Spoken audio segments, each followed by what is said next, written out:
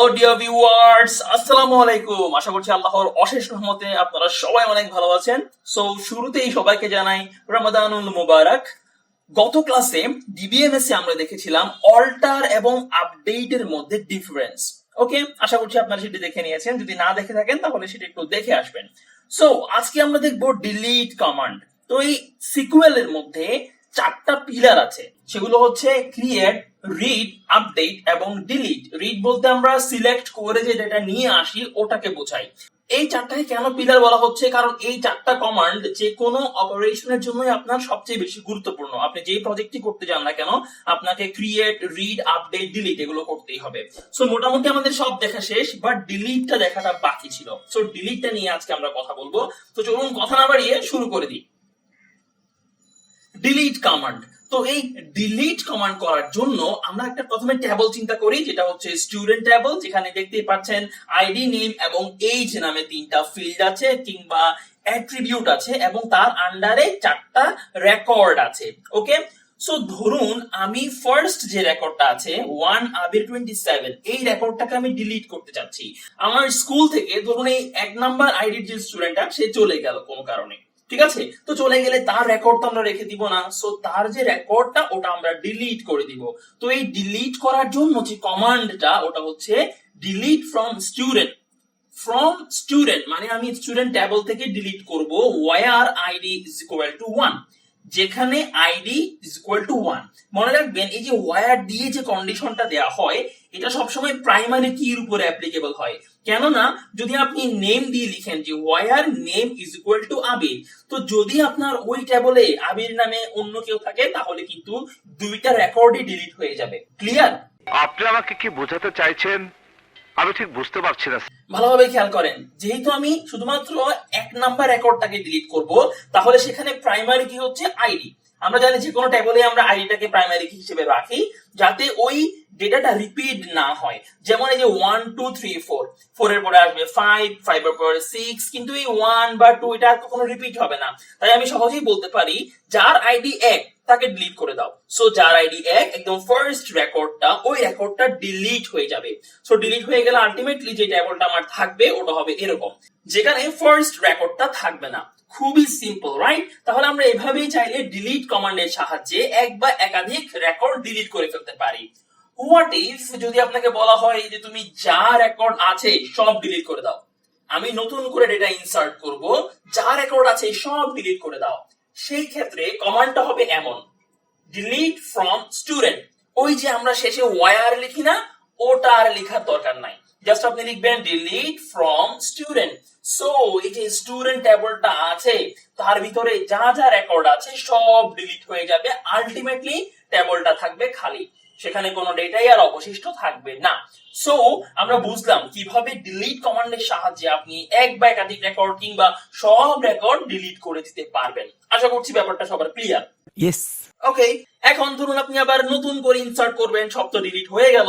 সেক্ষেত্রে আপনি যদি আবার এভাবে কোয়েরি লিখেন যে insert into student ID name age, then তাদের ভ্যালুস দিয়ে দেন। আমরা কিন্তু ইনসার্ট ক্লাসে এগুলো দেখেছি।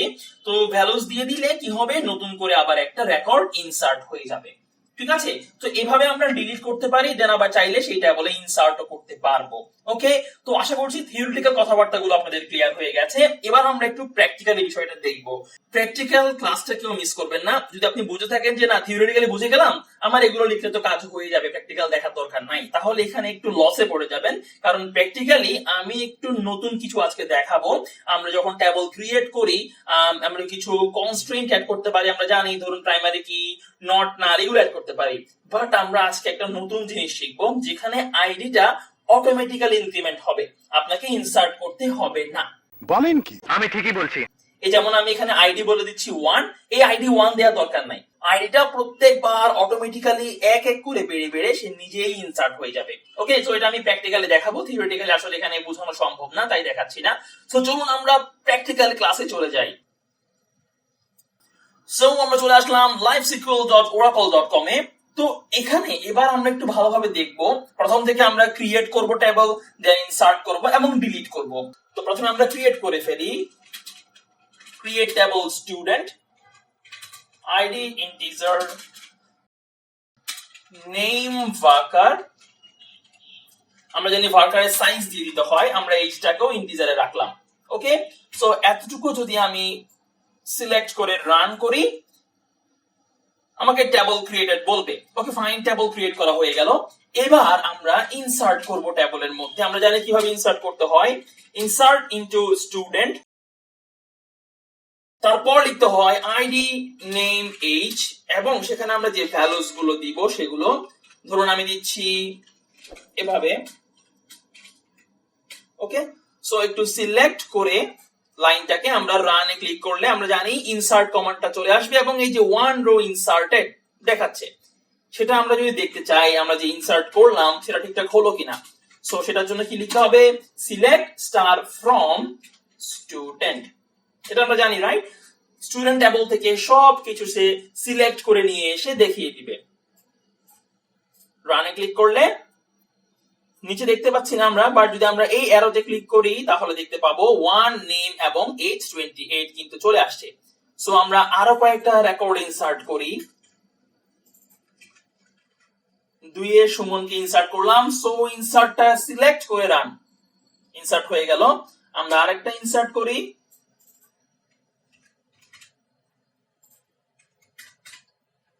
সিলেক্ট করে রান, আবার ইনসার্ট হয়ে গেল।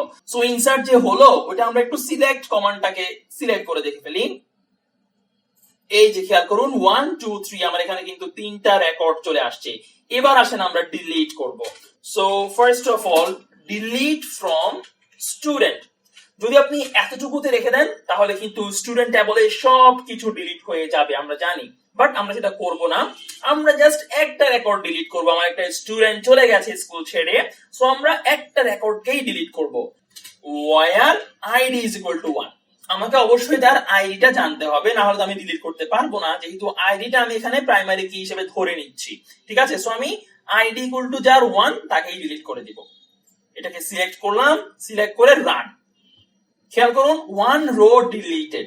তো ডিলিট যে হয়েছে ওটা আমরা কেমনে বুঝবো, ওটা বোঝার জন্য আমার ডেটাগুলো দেখতে হবে। সো আমি সিলেক্ট কমান্ডটাকে আবার রান করি।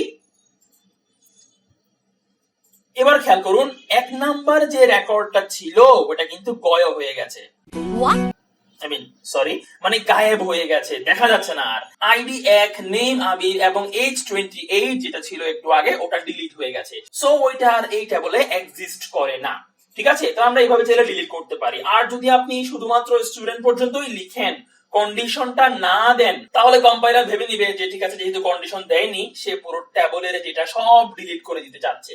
তাই সে কি করবে, যখন আপনি কমান্ডটা চালাবেন পুরো ট্যাবলের সবকিছু ডিলিট করে দিবে। যেমন আমার আর মাত্র 2টা রো ছিল, কোনোটাকে এসে ডিলিট করে দিল। যদি আমি এবার সিলেক্ট করে দেখতে চাই আমাকে কি বলবে এখানে, নো ডেটা ফাউন্ড। খেয়াল করেন নো ডেটা ফাউন্ড মানে তুমি যে সিলেক্ট করে দেখতে চাচ্ছ স্টুডেন্টের মধ্যে, স্টুডেন্টের ভিতরে কোনো ডেটাই নাই, তাই সে দেখাতে পারছে না। ওকে ফাইন, আমরা এতটুকু বুঝলাম। এবার যদি আপনার হাতে জাস্ট 3টা মিনিট সময় বাকি থাকে তাহলে এই বাকি অংশটা দেখেন, এটা খুব ইম্পর্টেন্ট। কারণ আমরা বেসিক্যালি এভাবে ট্যাবল ক্রিয়েট করব না। যখন আমরা কোনো প্রজেক্ট করব কিংবা কোনো কোম্পানিতে যখন আমরা কাজ করব তখন আমরা এভাবে ট্যাবল ক্রিয়েট করব না। আমাদেরকে অবশ্যই যে আইডি আছে ওকে অটো ইনক্রিমেন্টে রাখতে হবে, মানে সে প্রত্যেকবার নিচ থেকেই এক এক করে বাড়বে, আপনাকে ইনপুট দিতে হবে না। এখন প্রশ্ন আসতে পারে কেন আমি আইডিটা ইনপুট দিলে কি সমস্যা? সমস্যা আছে।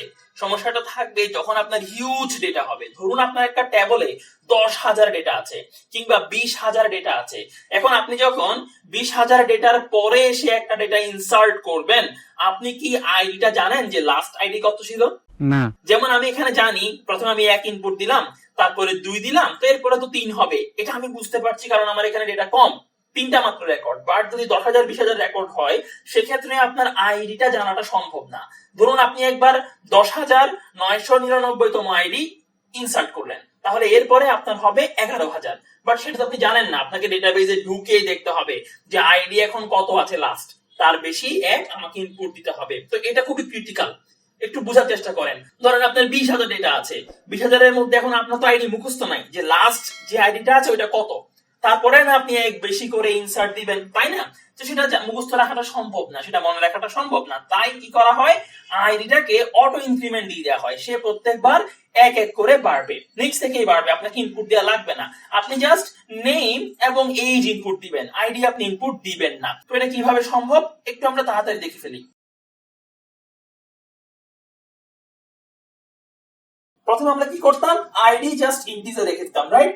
বাট এখন আমরা যেটা করব সেটা হচ্ছে আইডি যে আছে সেইটা জেনারেটেড হবে অলওয়েজ, ভালোভাবে খেয়াল করেন, জেনারেটেড হবে অলওয়েজ অ্যাজ আইডেন্টিটি। সো যখন আমরা অ্যাজ আইডেন্টিটি বলি, এটা অটোমেটিক্যালি প্রাইমারি কি হিসেবে ধরে নেয়, এটা কখনো নাল থাকবে না এবং সে অবশ্যই ইউনিক থাকবে, ঠিক আছে? সো একটুকু লিখলে হবে না, এরপরে আমাদের ব্রেকেট দিয়ে একটা কাজ করতে হবে, সেটা হচ্ছে স্টার্ট উইথ 1, মানে সে 1 থেকে শুরু হবে এবং ইনক্রিমেন্ট বাই 1। যেহেতু আমি এটা ইনপুট দিব না, ইনসার্ট করব না, তাই সে শুরুতেই যখন একদম শুরু তখন সে 1 থেকে শুরু হবে এবং প্রত্যেকবার এক এক করে বাড়বে। That's it. এরপরে আমাদের নেম আছে, এরপরে আমাদের এজ আছে। ওকে, আশা করছি বুঝতে পারছেন। খেয়াল করেন, ক্রিয়েট টেবল স্টুডেন্ট, এই লাইনটা আইডি ইন্টিজার এতটুকু আমরা জানি, বাট এখন আমরা যেটা করব সেটা হচ্ছে তাকে আমরা প্রত্যেকবার এক এক করে বাড়াবো, আবার সেই ইউনিকও হতে হবে, মানে প্রাইমারি কিও থাকতে হবে। সো কিভাবে লিখবো সেটা, জেনারেটেড অলওয়েজ অ্যাজ আইডেন্টিটি, সে সব সময় আইডেন্টিটি হিসেবে জেনারেটেড হবে। এখন আইডেন্টিটি মানে তো আমরা বুঝি, আইডেন্টিটি মানে হচ্ছে তার পরিচিতি, সো এটা কখনো রিপিট হবে না। তাহলে জেনারেটেড অলওয়েজ অ্যাজ আইডেন্টিটি, তারপর একটা ব্র্যাকেটে আমরা লিখবো স্টার্ট উইথ 1 ইনক্রিমেন্ট বাই 1। ভালোভাবে খেয়াল করেন সিনট্যাক্সটা, যদিও বা মাই সিকিউএল বা সিকিউএল সার্ভারের সিনট্যাক্সটা ভিন্ন, সেখানে অটো ইনক্রিমেন্ট লিখে দিলে হয়, বাট আনফরচুনেটলি ওরাকলের মধ্যে অটো ইনক্রিমেন্ট কিওয়ার্ডটা নাই। দ্যাটস ওয়াই আমাদের অটো ইনক্রিমেন্টের কাজটা এভাবেই করতে হবে। ওকে, তাহলে আমরা এরপরে নেম দিলাম, এজ অ্যাজ ইউজুয়াল দিয়ে দিলাম। যদি এবারে পুরো লাইনটা সিলেক্ট করে আমরা রানে ক্লিক করি, আমাদের টেবল ক্রিয়েট হয়ে গেল। ওকে, দেখুন টেবলটা ক্রিয়েট কিন্তু হয়ে গেল। এবার আসেন, মজা দেখবেন আপনারা যখন আমি ইনসার্ট করতে আসবো। ইনসার্ট ইনটু স্টুডেন্ট, আমাদের আগে ছিল আইডি, বাট আমরা এখন আইডিটা দিব না, কারণ আইডি সে অটোমেটিক্যালি নিয়ে নিবে। ভ্যালুস, ভ্যালুস এর মধ্যে আমরা এখন কি লিখবো, প্রথমে নেম, তারপরে এজ। ভালোভাবে খেয়াল করুন, আমি কিন্তু এখানে আইডি ইনপুট দিচ্ছি না, সে অটোমেটিক্যালি আইডিটা নিয়ে নিবে। পুরোটা সিলেক্ট করে রান করি, 1 রো ইনসার্টেড, ভালো কথা। এবার যদি আমরা সিলেক্ট করে দেখি স্টুডেন্ট থেকে, এই যে খেয়াল করেন 1 আবির 28, আমি কিন্তু 1টা ইনপুট দিই নাই, আপনাদের সামনেই করলাম। সো যেহেতু আমি বলে দিয়েছি স্টার্ট উইথ 1 এবং ইনক্রিমেন্ট বাই 1, তাই সে শুরুতে একটা নিয়ে নিল। এবার এরপরে যদি আমি আবার ইনসার্ট করি, ধরুন এখানে আবিরের জায়গায় আমি লিখলাম সুমন এবং এটা 29, সো সিলেক্ট করে রান দিলাম, ইনসার্ট হয়ে গেল। আমি একটু সিলেক্ট করে দেখি কি কি আছে ভিতরে। খেয়াল করেন 1 ছিল, এটা 2 হয়ে গেল। উপরে নিচে প্যাটার্ন না, ডেটাবেজে এটা অনেক ভাবে থাকতে পারে, আপনি যখন আপনার ইউজার ইন্টারফেসে দেখাবেন আপনি যেভাবে ইচ্ছে সেভাবে দেখাতে পারবেন, ঠিক আছে? বাট বুঝতে পারছেন তো, আইডিটা এখন 2 হয়ে গেল। এরপরে আমি আরেকটা দিলে ওটা হবে 3। সিলেক্ট করে পুরোটাকে রান দিলাম, দেন আবার সিলেক্ট করে যদি দেখতে চাই কি আছে ভিতরে, এই যে দেখেন 3 চলে আসলো, আরিফ। ওকে, আমি যদি এখন সবাইকে ডিলিট করে দিতে চাই, so delete from STD, run করলাম, 3 রোজ ডিলিটেড। এবার যদি আমি সিলেক্ট করে দেখতে চাই আমি কিছুই পাবো না, রাইট? নো ডেটা अवेलेबल দেখাবে। বাট যদি আমি এখন নতুন করে আবার ইনসার্ট করি, তাহলে দেখেন কি হয়, এটাই মজার বিষয়। আমি আবার আরিফকে ইনসার্ট করতে চাচ্ছি, সাপোজ ইনসার্ট করলাম, সিলেক্ট করে যদি দেখি আপনি দেখবেন এটা 4 থেকে শুরু হচ্ছে। মজার বিষয়টা এখানেই, আপনার যদি ডেটাটা অগণিত থাকে, অনেক অনেক ডেটা আছে, আপনি সব ডিলিট করে দিলেন, তাহলে আপনি বুঝবেন না যে আপনার আইডি কত থেকে শুরু করতে হবে, আপনার মনে নাই, স্বাভাবিক এটা, তাই না? ধরুন আপনার 10,111 স্টুডেন্ট ছিল, আপনি সব ডিলিট করে দিলেন, তাহলে আপনার নতুন যে ডাটা আপনি ইনপুট দিবেন ওটা হবে 10,112। বাট এই নাম্বারটা মনে রাখা সম্ভব না, তাই আমরা আইডিটা যখন অটো ইনক্রিমেন্ট দিয়ে দিব সে অটোমেটিক্যালি লাস্ট রেকর্ডটা ধরে রাখে। ধরুন আপনি 1 2 3 ইনপুট দিয়েছিলেন, সে 3 এর পরে 4 থেকে অটোমেটিক্যালি শুরু হয়। তো এখানে আপনার কাজটা অনেক সহজ হয়ে যায়, আপনাকে আইডি নিয়ে আর চিন্তাই করতে হবে না। আপনি যখন ইনপুট দিবেন ডেটাবেজে ডেটা থাকুক না থাকুক সে তার মতো করে শুরু করবে। যদি একদম শুরু থেকে শুরু হয় তাহলে 1 থেকে শুরু করবে, আর যদি আপনি সব ডিলিট করে দেন তাহলে সে লাস্ট নাম্বারটা মনে রাখে। কারণ যখন আপনি ডিলিট করেন সে একটা লগ মেইনটেইন করে, মানে হচ্ছে আপনি যখন রেকর্ড গুলো ডিলিট করে দিচ্ছেন ডিলিট ফ্রম টেবলের নাম দিয়ে সে প্রত্যেকটা রেকর্ডকে আলাদা লগে রেখে রেখে রেখে রেখে দেন ডিলিট করে। লাইক এজ আপনার ব্রাউজারের হিস্ট্রির মতো, আপনি কি কি ব্রাউজ করছেন সব কিন্তু আপনার হিস্ট্রিতে লগ আকারে থাকে। আপনি যখনই আবার হিস্ট্রিতে ঢুকে কোন একটা লিংকে ক্লিক করেন সে আপনাকে আবার ওই পেজে নিয়ে যায়, রাইট? সেরকম ডিলিট কি করে, যখন আপনি সব ডিলিট করে দেন সে একটা লগ মেইনটেইন করে, সে তার যে রেকর্ড গুলো আপনি ডিলিট করে দিচ্ছেন সেগুলো ব্যাকআপ রাখে কাইন্ড অফ, যাতে আপনি রোল ব্যাক করলে আবার আপনার ডিলিট করা ডেটাগুলো পেয়ে যান। ঠিক আছে, সো ব্যাপারগুলো খুবই সহজ, খুবই ইজি, বাট মনে রাখতে হবে আমরা প্রফেশনালি যখন কাজ করব তখন আমরা ডেটাবেজে টেবল ক্রিয়েট করলে সবসময় আইডিটাকে অটো ইনক্রিমেন্ট দিয়ে দিব, যাতে সে প্রত্যেকবার নিচ থেকেই এক এক করে বেড়ে বেড়ে ইনসার্ট হয়ে যায়।